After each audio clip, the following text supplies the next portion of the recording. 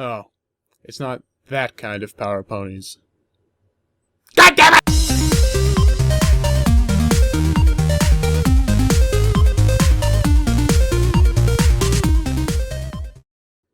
This, for me, is like the character-led wedding of Season 4. It's fun as hell to watch from a spectacle standpoint, but stop and think about it and shit starts to get weird. How the fuck does an enchanted comic book even work? Why are they all being sold casually to minors? Why is everyone so chill about being sucked into Metropolis? Why didn't they use this concept for Daring Don't? But you know what? Fuck it. I don't even care. Because this episode doesn't attempt to take itself seriously, and doesn't try to shoehorn obvious fantasy into the real world of My Little Pony, so neither will I. Let's just sit back, relax, and enjoy the bizarre, nonsensical spectacle. I really enjoyed the main aspect of this episode, seeing the main six reinterpreted as a blending of classic superhero archetypes. Each of their personalities seem to be pretty accurately captured in their superpowered counterparts. Applejack seems to be a blending of Batman and Wonder Woman, playing off Diana's increased strength and lasso as well as Batman's assortment of gadgets. Pinkie Pie, being the hyperactive bouncing off the wall nutjob, becomes the speedster of the team, reminiscent of characters like the Flash and Quicksilver.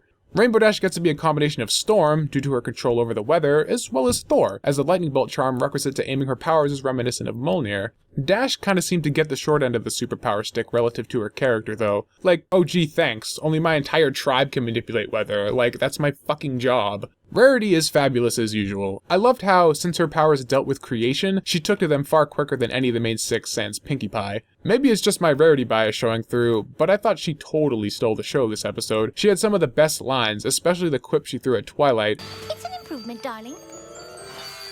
And was the one using her powers in the most interesting fashion. People have been saying that she's a play on Green Lantern, though she's more likely a reference to Star Sapphire of the Violet Corps, specifically Carol Ferris, the prominent Star Sapphire and ex-girlfriend of the most well-known Green Lantern, Hal Jordan. This is evidenced by her costume design, Rarity's motif of jewels syncing up well with the name Star Sapphire, and the use of purple-colored energy in all of the effects for her powers as opposed to the trademark green of the Green Lantern Corps.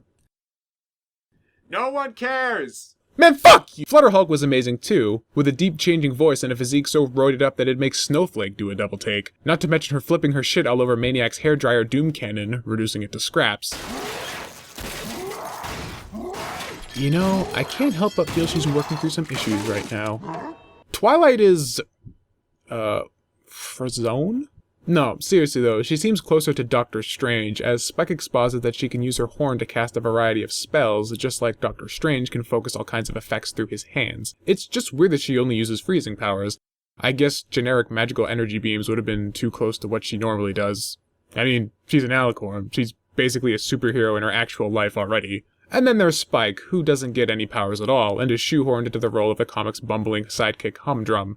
Man, talk about the ultimate fanboy boner killer. And this is where we get to the moral of the episode. Spike feels useless in the real world and compares himself to this useless side character in his comic book, only to take up the role once they're transported into Metropolis and then subvert the archetype when all seems lost by saving the day. The moral lesson of don't think you're useless is great and I can largely get behind it, but the concept was kinda weird because from a meta perspective, Spike largely does occupy this role in Friendship is Magic, so to see Twilight and company try and play defense on this makes sense from their perspective, as they see Spike as a friend and an equal, but from my perspective, as a viewer of a cartoon, I know this is only half true. I mean, just this season, Spike has been the butt of physical comedy in almost every episode he's appeared in, and this is hardly a phenomenon unique to Season 4. It's hard to take this lesson seriously when the writers usually treat Spike exactly how they've been playing Humdrum off as. They even go so far as to reference this fact right in the beginning of this episode.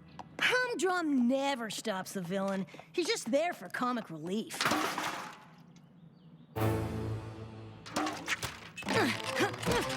But whatever, Fluttershy's a friggin' Hulk in this episode, so all bets are off. Where did I put my popcorn?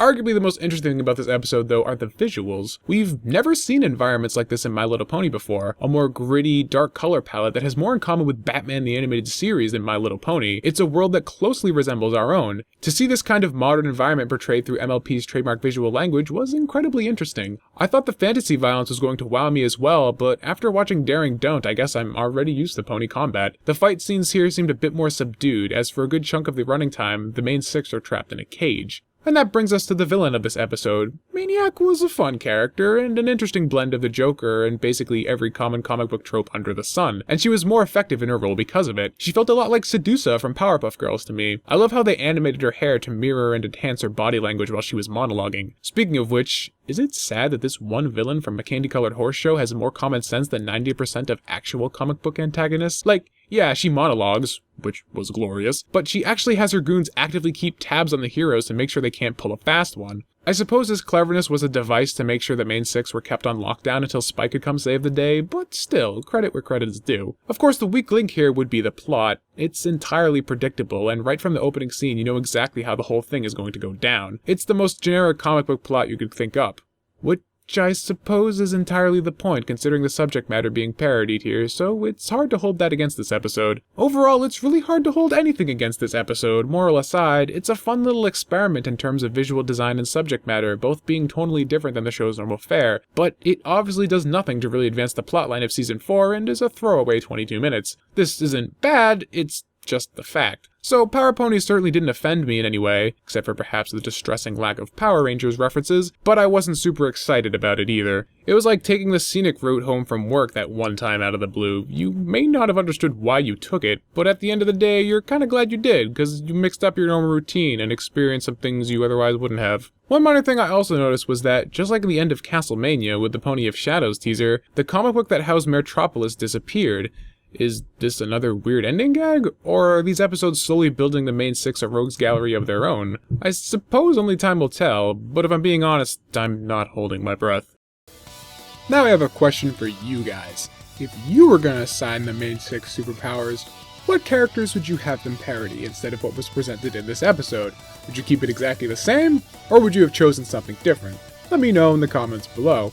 And if you have a question for me, I'll be doing a Q&A on this video sometime in the next few days, so feel free to send me a message in any of the social media links in the description under the like button.